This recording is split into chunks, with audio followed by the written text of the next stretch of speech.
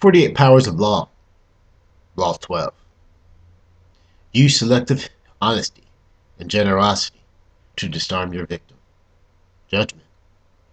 One sincere and honest move will cover over dozens of dishonest ones. Open-hearted gestures of honesty and generosity bring down the guard of even the most suspicious people. Once your selective honesty opens a hole in their armor, you can deceive and manipulate them at will. A timely gift, a Trojan horse, will serve the same purpose. Reversal. When you have a history of deceit behind you, no amount of honesty, generosity, or kindness will fool people.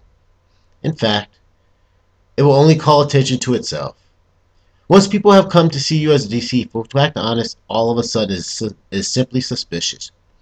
In these cases, it is better to play the rogue. Count Lustig, pulling the biggest con of his career, was about to sell the Eiffel Tower to an unsuspecting industrialist who believed the government was auctioning it off for scrap metal. The industrialist was prepared to hand over a huge sum of money to Lustig, who successfully impersonated a government official. At the last minute, however, the mark was suspicious. Something about Lustig bothered him. At the meeting in which he was to hand over the money, Lustig sensed his sudden distrust. Leaning over to the industrialist, Lustig explained in a low whisper how low his salary was, how difficult his finances were, and on and on. After a few minutes of this, the industrialist realized that Lustig was asking for a bribe. For the first time, he relaxed. Now he knew he could trust Lustig, since all government officials were dishonest.